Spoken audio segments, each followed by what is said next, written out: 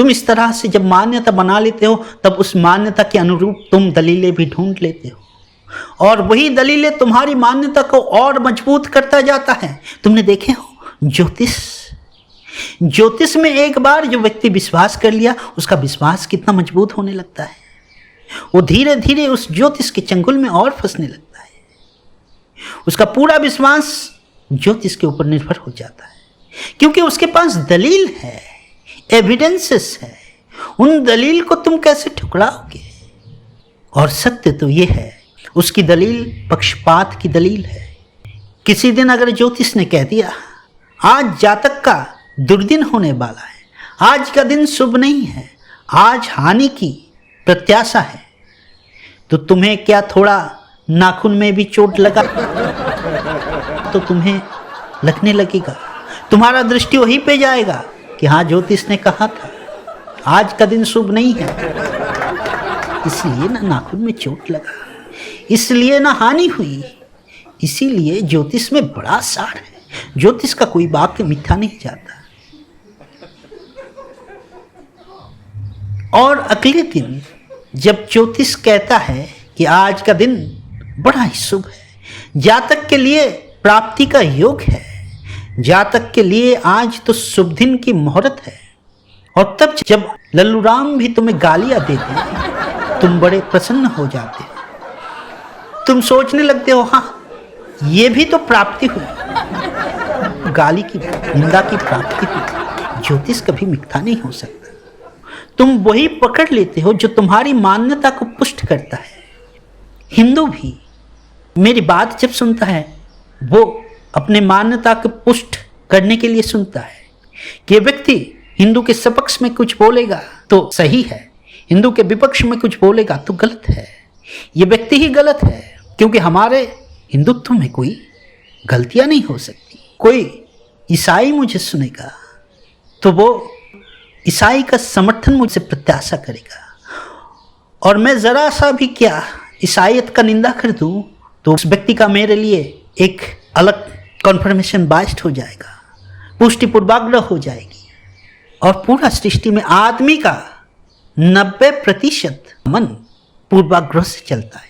इस पूर्वाग्रह का कुछ सुविधा तो है परंतु इसके कारण से बड़ा झंझट खड़ा होता है।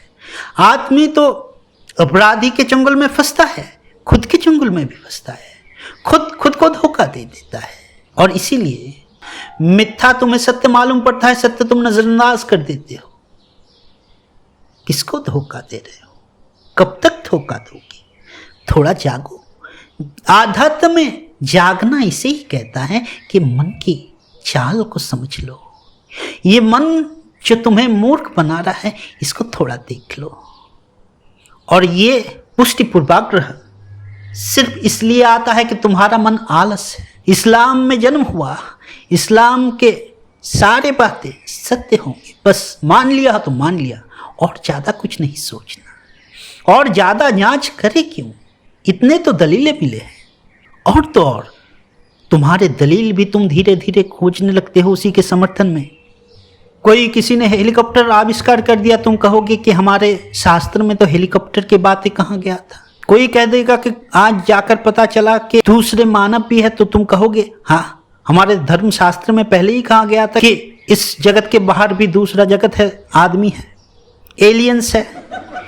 ये सब तुम दलीलें खोजते रहोगे और कुछ भी घटेगा तो तुम अपने मान्यता के आधार से उसको मिलाने का कोशिश करोगे। तुम अपने आप को जब दुर्भागा मानते हो तब उसके हिसाब से भी दलीलें खोज लेते हो।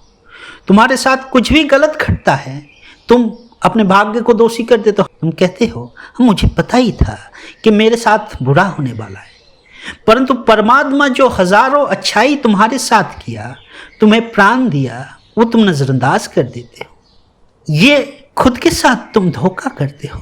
तुम्हें आज का दिन मिला, खाना मिला, तुम्हें भरपूर सांस लेने का मौका मिला, तुम्हें एक निरोग शरीर मिला, ये सब तुम नजरअंदाज कर देते हो।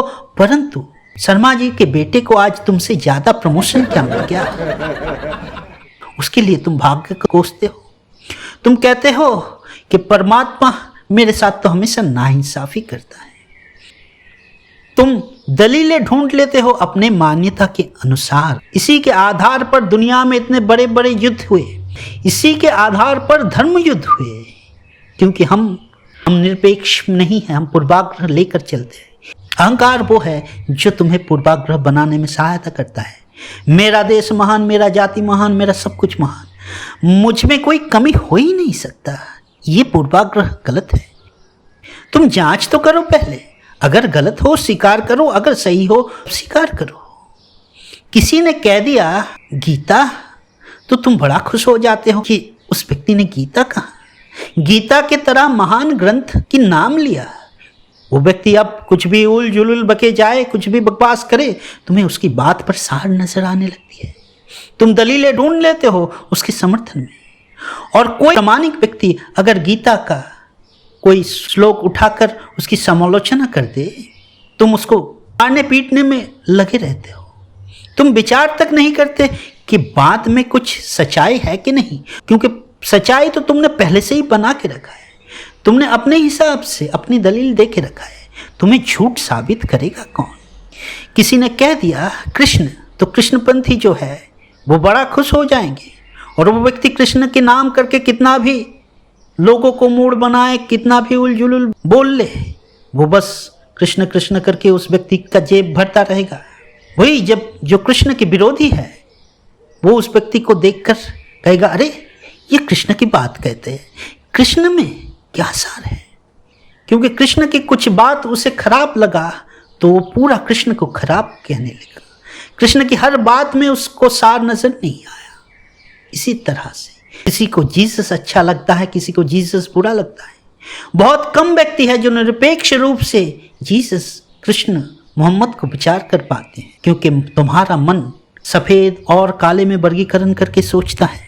उसके अतिरिक्त सोचने का श्रम वो करना नहीं चाहता।